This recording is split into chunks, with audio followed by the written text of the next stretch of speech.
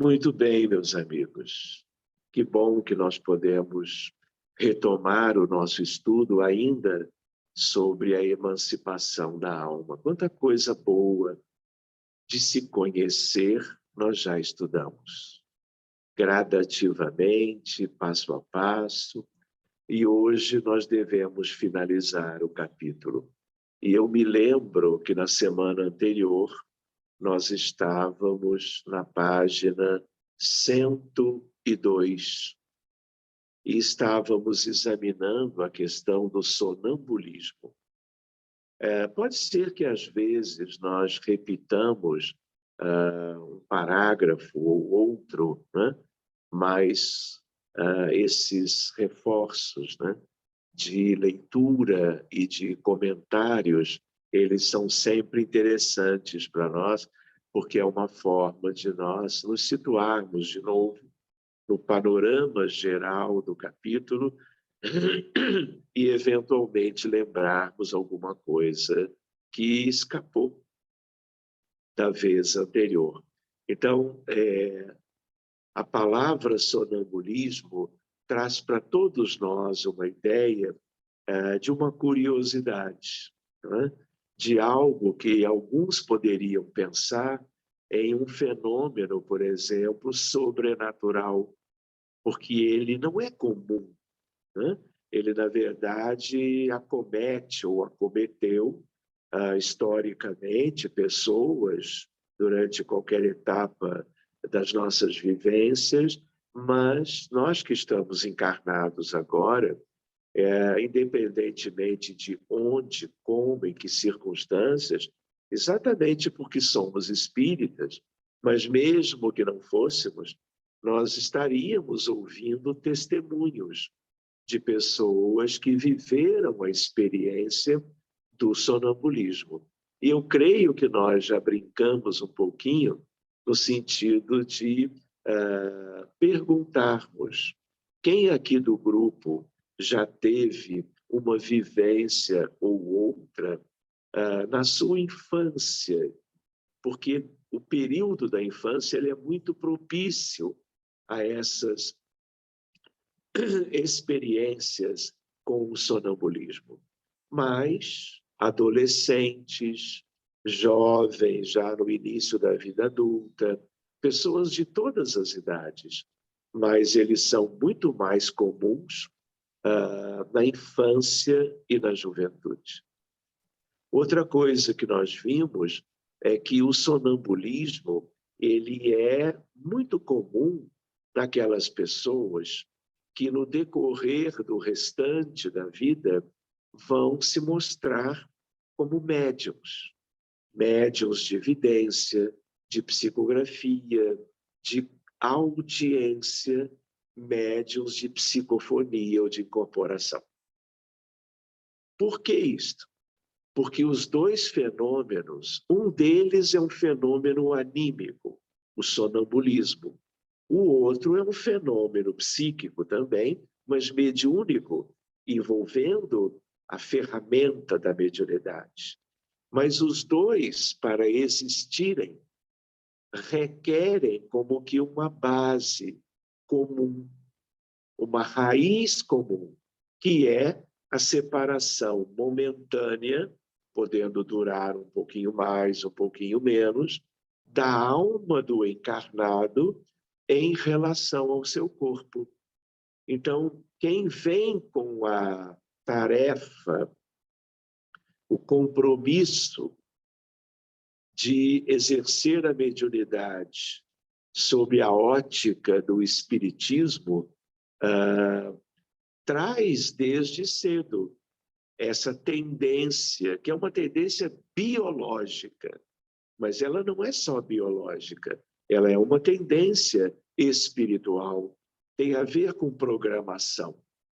Mas, às vezes, sonambulismo, fora essa ideia, que é uma ideia construtiva, é uma ideia de um compromisso para o bem, para o reajustamento moral dos indivíduos, a mediunidade e o sonambulismo e outros fenômenos da emancipação, por um período mais longo ou mais curto, eles podem estar sendo influenciados, vou dizer a expressão negativamente, da parte de obsessores que conhecem aquele reencarnado ou aquela, e às vezes, desde cedo, desejam causar uma interferência qualquer com o objetivo de prejudicar,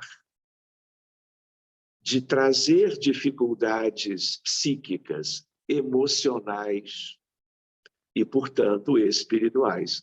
Mas, em geral, não é? Ainda mais no Brasil, mas não só, quando isto ocorre, é por um tempo, até que as coisas se ajustem, até que as pessoas sejam ajudadas, orientadas, socorridas, encaminhadas para que aquela sua predisposição mediúnica e de desdobramento, elas sejam muito bem acompanhadas dos dois lados da vida, no centro espírita, pelos dirigentes do trabalho mediúnico, e aquilo, então, vai seguir o rumo correto da programação que havia sido feita em algum momento para cada um.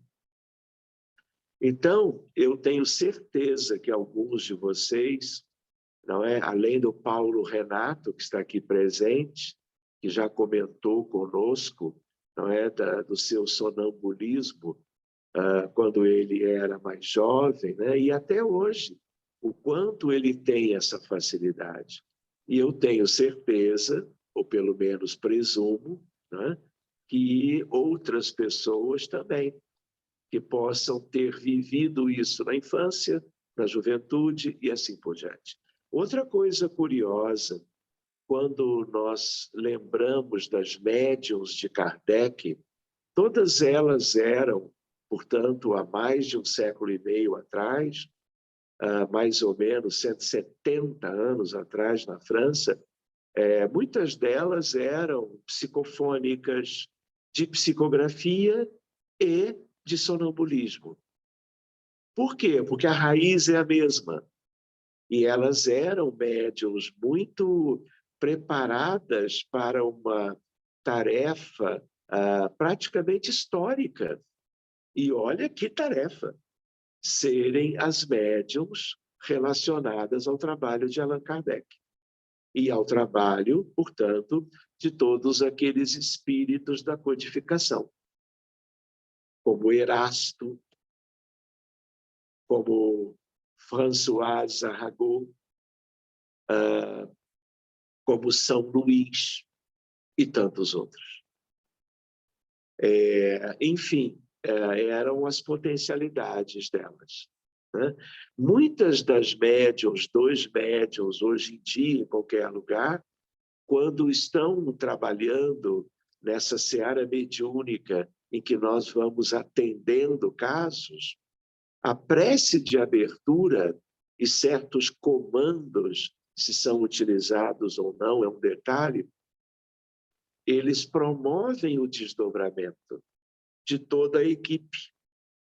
E, claro, algumas pessoas desdobram de um jeito, outros de outro jeito, mas ali já com o objetivo, não de fazerem passeios pela realidade espiritual numa dimensão qualquer, mas de estarem como que visualizando, observando o contexto espiritual dos pacientes.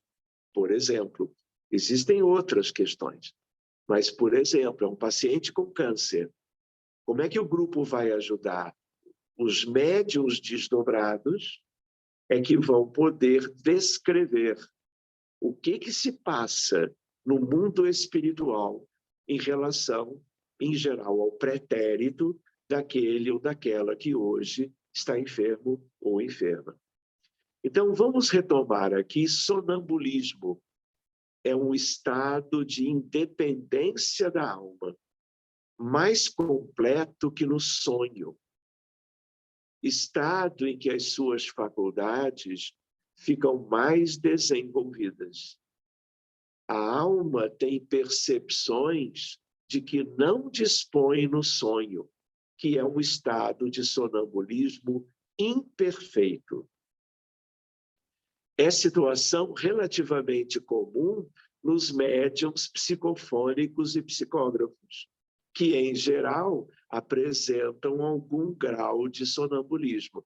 Ou seja, é interessante lembrar que o sonambulismo, que acontece na infância e na juventude, se os pais não têm conhecimento doutrinário, e a criança, o jovem, dizem para os pais, ou para irmãos mais velhos, ou para os avós, o que está acontecendo, pode haver uma dificuldade de lidar com aquilo.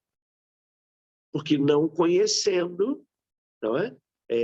Quem vai ajudar? Só quem conhece. Então, existem casos em que há o desabrochar desses fenômenos numa família de pouco entendimento sobre isto. E aonde que muitas vezes a coisa vai derivar? Para o médico, seja o pediatra, seja o clínico geral, seja até o psiquiatra ou neurologista. Vai depender do quê? Do país, da cidade, das facilidades da medicina naquela região, não é? De tal maneira que, às vezes, olha como isso é delicado, isso não é algo raro. Eu mesmo já vi alguns casos em que o psiquiatra, diante do que ele escuta da jovem, ele vai pensar em alucinação. E alucinação é manifestação de transtorno psiquiátrico. E aí, o que ele vai fazer? Exames, mas pode ser que ele medique a jovenzinha com antipsicótico, para que ela não tenha mais aqueles fenômenos. E dependendo da medicação, realmente ela pode abortar aquela fenomenologia, porque ela vai agir nos mecanismos da sensibilidade.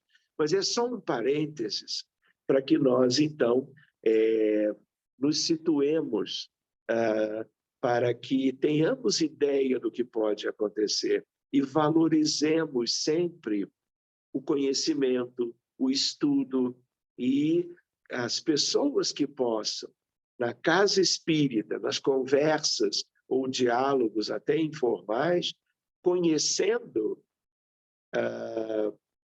colocarem a opinião daquilo que estudaram. E aquilo pode ser ótimo e pode encaminhar a família com o jovem, a criança, para o centro espírita. Muito bem.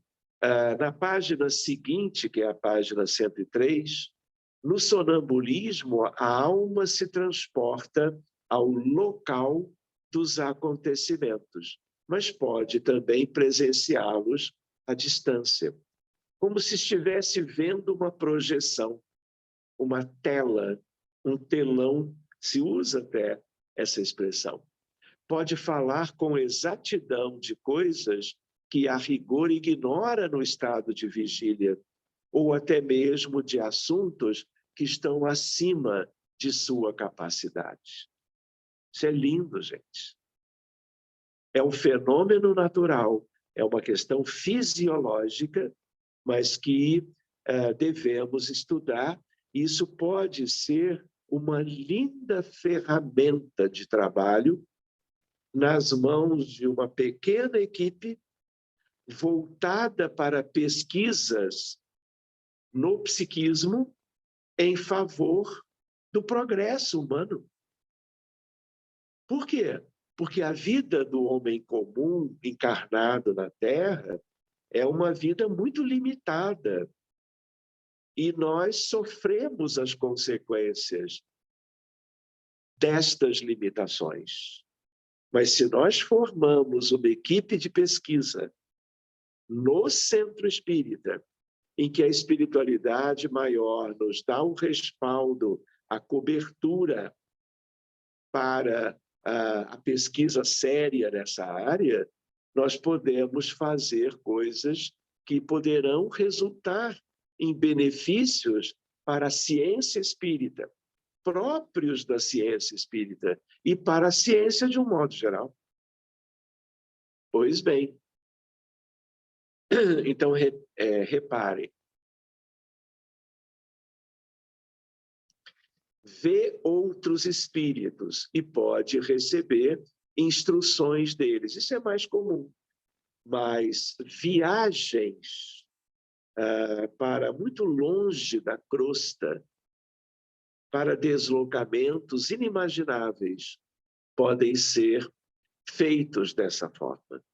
É uma questão de um grupo sério se prestar a estes estudos.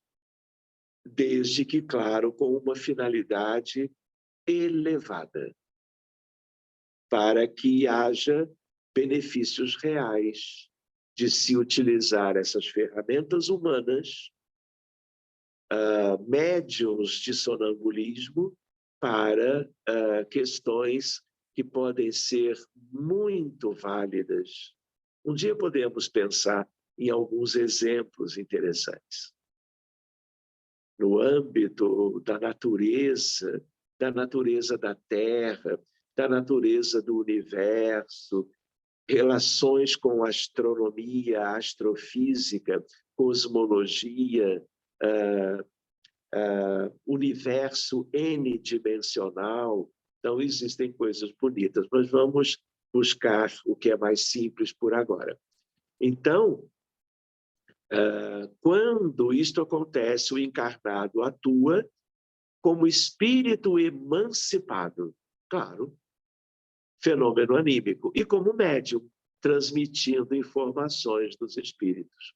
Nessas condições, o sonâmbulo perde momentaneamente contato com a realidade aparente, externa e da vida de relação, vivendo a vida do espírito, enquanto o corpo permanece inerte, situado entre a vigília e o sono. Facilmente, portanto, se compreende por que os sonâmbulos não se recordam do que se passou no estado sonambúlico e por que os sonhos, cuja lembrança conservam, na maioria das vezes já não têm sentido. A outra ideia interessante é a dupla vista. Tem a ver com a vista da alma, a vidência, conhecida também como segunda vista, ou vista da alma. Vejam que há sempre uma analogia entre esses diversos fenômenos. A emancipação se manifesta, às vezes, no estado de vigília e produz o fenômeno da segunda vista, que dá a essas pessoas a faculdade de ver, ouvir e sentir além dos limites comuns dos sentidos convencionais do encarnado, claro. O desencarnado é outra história. Vem, por assim dizer, através da vista ordinária e como uma espécie de miragem. No momento em que o fenômeno de segunda vista se produz, o estado físico do indivíduo é sensivelmente modificado. O olho tem algo de vago. Ele fita sem ver. Toda a sua fisionomia reflete uma espécie de exaltação. Para quem desfruta de tal faculdade, ela parece tão natural como a de ver. Por quê? Porque é fisiológico. Em geral, não é a primeira vez que vai acontecer, então vai criando uma familiaridade. Quando a pessoa já lida bem com aquilo, aquilo não causa nenhuma dificuldade. Então, quem está olhando para a pessoa de fora, a pessoa tem um olhar como que distante, porque no fundo ela está distante. O corpo está ali, mas a alma que está vendo está fora e pode estar centímetros ou quilômetros de distância.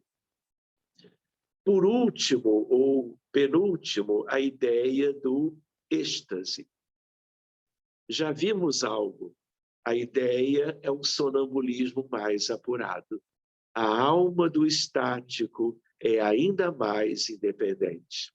É um estado, um tipo de sonambulismo no qual a alma visita, vejam aqui, os mundos ou dimensões superiores da vida. E aí nós temos que brincar. Já não é para qualquer um. É fisiológico ainda? Claro que é. Mas é uma fisiologia mais delicada, depurada, e que, em geral, só vai acontecer não como os outros fenômenos, com aqueles que são médiuns comuns, não é? Com programações mais simples. Em geral, são espíritos de maior evolução, que estão encarnados e que fazem essa experiência estática espontânea, ou buscada por eles próprios, quando em oração, por exemplo, para que estejam exatamente viajando para esferas mais altas. Em busca do quê? Conteúdos de amor, de luz, de sabedoria. Porque é o que eles desejam, é o que eles sabem encontrar, porque eles já conhecem.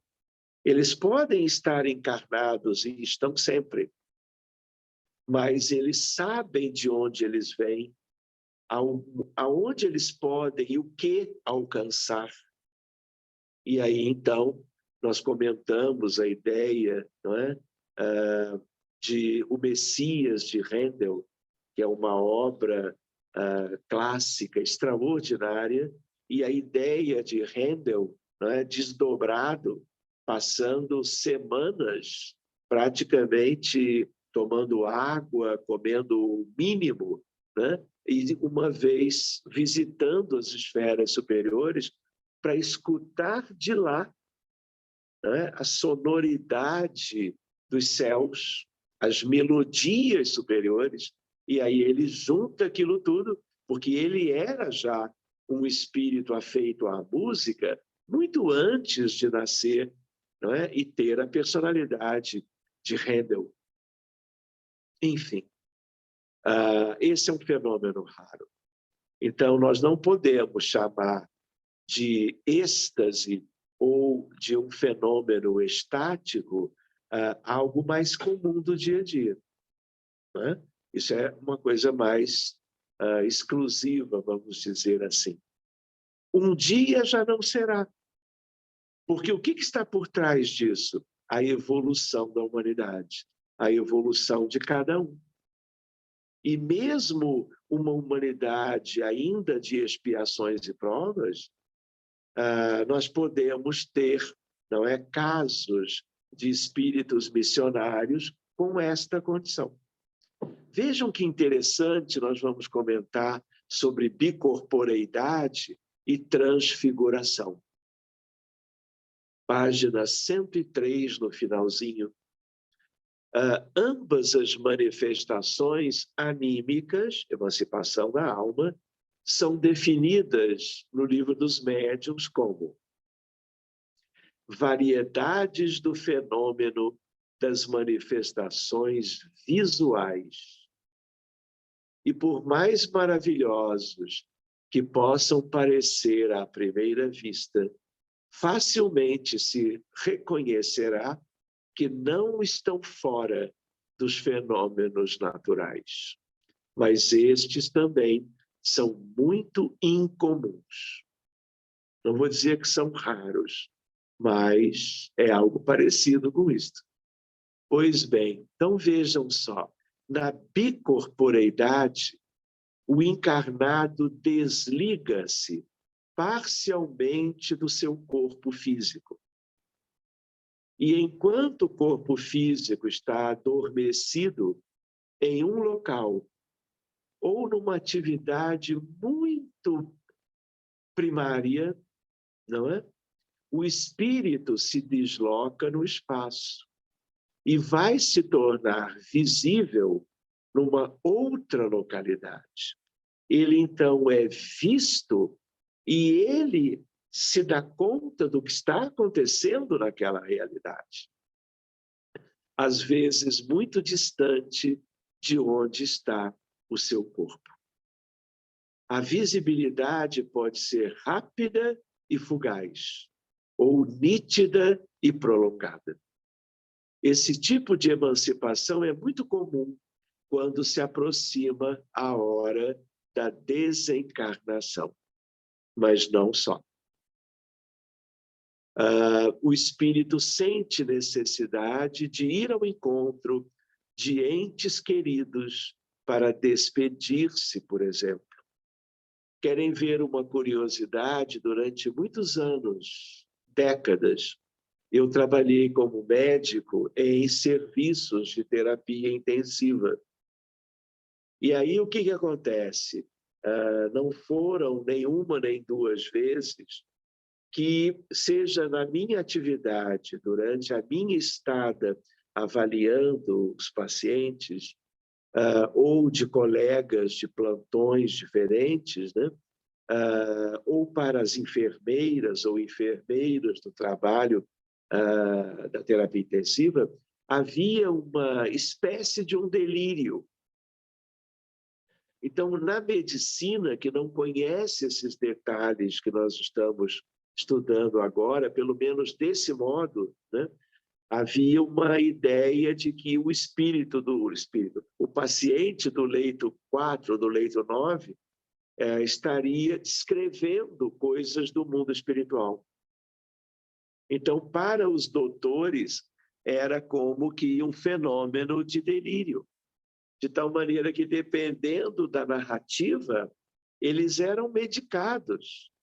E isso nem sempre era desejável, não é? Porque isso poderia ter sido aceito e abordado como algo natural, desde que, claro, o paciente mantendo-se sereno, porque o que importa em qualquer situação é o bem-estar do paciente. Então, se a visão gera algo de paz, se pode observar, mas quando é uma visão tormentosa, aí, claro, a atitude ela precisa ser diferente. Muito bem, então é importante lembrar isso. E são doentes de terapia intensiva que estão entre lá e cá. Estão em coma induzido, estão em coma por um processo neurológico grave qualquer, um pós-operatório de uma cirurgia, de uma neurocirurgia e assim por diante. Pois bem, entre nós no Brasil, agora vale muito a pena nós prestarmos mais atenção, são notáveis as histórias de bicorporeidade do estimado espírita e educador Eurípides, que ao sair do corpo, olhem que história linda, tornava-se tangível. Então, vejam que coisa curiosa. Uma coisa, um fenômeno, é alguém como Eurípides estar em sala de aula com uma movimentação pequena e simples, mas desdobrado. E aí ele vai a uma outra cidade. Naquela outra cidade, ele pode observar o que está acontecendo naquele cenário, ele pode ser visto se ali existem pessoas que têm evidência. Mas na bicorporeidade, aquela viagem, ela é também passível de que o perispírito de quem viajou seja revestido de ectoplasma. E aí não é necessária a capacidade da vidência dos que estão lá para vê-lo. E sim, todos vão percebê-lo. Por quê? porque ele está como que materializado. Mas ele não é um desencarnado materializado, corporificado. Ele está corporificado numa segunda condição. E é um fenômeno também de ectoplasmia. Ectoplasma que pode ser dele ou dela próprio, né? Pode ser do ambiente, pode ser de pessoas que estão ali relacionados àquele fenômeno que está ocorrendo. Em geral, as pessoas assistidas desconheciam o fato de que se tratava da visita de um espírito encarnado materializado, cujo corpo físico encontrava-se adormecido no leito de sua casa em Sacramento. Quanto mais adormecido, mais fácil o fenômeno. Não é rigorosamente obrigatório, portanto, mas é desejável e é o mais comum. Era a cidade, claro, vocês sabem, onde Eurípides residia. O desdobramento espiritual leve, isto é, sem tangibilidade, ocorre com relativa frequência nas reuniões mediúnicas usuais da casa espírita, sobretudo entre médiuns videntes e os psicofônicos. Às vezes, o encarnado se desloca até o local onde um acontecimento está ocorrendo, ou se posiciona ao lado do espírito comunicante, fornecendo mais tarde detalhes do que percebeu no ambiente espiritual da reunião ou fora desta. Em outras situações mais comuns, o encarnado sai do corpo e assiste a uma projeção de acontecimentos ou fatos, transmitidos em uma tela muito semelhante às telas de multimídia e de cinema. Esta última possibilidade se revela importante para melhor compreender o sofrimento do espírito comunicante e auxiliá-lo adequadamente ao acompanhar ações cometidas por ele no passado e que agora se refletem no presente.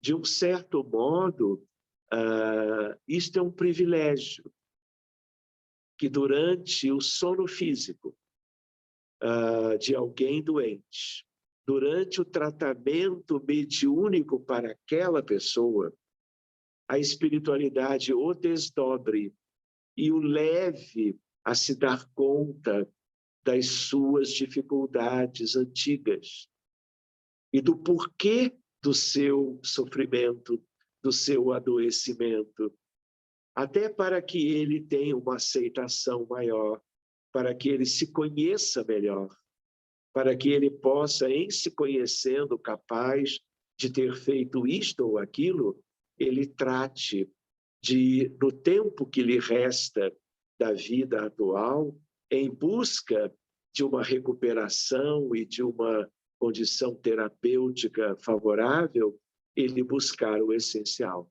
Porque de nada adianta a melhora clínica quanto a um diagnóstico qualquer, se a nossa alma permanece a mesma. E aí, hoje é uma doença.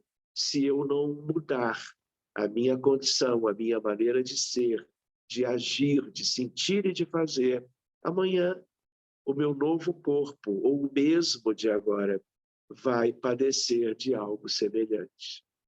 Até que as coisas de verdade aconteçam. Lembrando que o nível mais profundo de cura nunca é com elementos maravilhosos que nos venham de fora, e sim da nossa própria condição pessoal. Pois bem, na transfiguração acontece um fenômeno inusitado e muito raro. Consiste na mudança de aspecto de um corpo vivo. Em outras palavras, a aparência e a expressão fisionômica do encarnado mudam repentinamente, adquirindo outras características. Por exemplo, um ocidental típico pode, sob o efeito da transfiguração, apresentar-se com a aparência de um oriental. Alguém de meia idade pode apresentar-se, por causa da ectoplasmia ligado à transfiguração, apresentar-se como um espírito que está ali se manifestando, mas com uma aparência de um idoso. Então, foi algo muito reiterado em palestras públicas de Divaldo Pereira Franco, em que ele, quando ao final da apresentação, da exposição, do estudo, quando o Dr. Bezerra vinha para fazer como que uma finalização, uma prece final, não é? Havia uma mudança nítida. Eu mesmo presenciei isto muitas vezes. Então, o aspecto mudava e era como que um idoso mesmo, né? Até a própria postura física mudava durante alguns minutos, terminava o fenômeno, o Dr. Bezerra se afastava e o médium voltava à sua apresentação usual. Mas agora ele vai lembrar, não é? Exatamente disso, olha lá. Ou um jovem pode modificar a expressão fisionômica e corporal, assemelhando-se a de um idoso, de um homem, uma mulher, ou vice-versa. O melhor e o maior exemplo de transfiguração de que temos notícia foi a de Jesus, no Monte Tabor. É chamado assim, a transfiguração do Tabor, no qual o rosto e as vestes do Senhor resplandeceram como o sol, na presença de alguns apóstolos que Jesus convidou para irem com ele ao Monte Tabor, com uma determinada finalidade muito interessante, trazendo como que Moisés, para que estes apóstolos pudessem vê-lo, né? E outros detalhes também. Esse fenômeno foi simplesmente anunciado por praticamente todo mundo, apenas não o foi por João Evangelista. No livro dos médiuns, maiores informações, por exemplo, referência a Antônio de Pádua, Antônio de Lugori, e, por exemplo, a ideia de Eurípides Barçanufo em aula em sacramento, mas sendo testemunha em Paris, na verdade em Versailles, bem perto de Paris, quando da assinatura do Tratado de Versailles. Então, essa foi uma referência interessante para nós. Pois bem, meus amigos, com isto, nós então finalizamos em si esse estudo da apostila e agora nós podemos ver se vocês têm alguma questão curiosa qualquer e aí nós vamos então para a outra etapa. Muito bem, Viviane, se você puder, nós podemos concluir a gravação agora. Obrigado.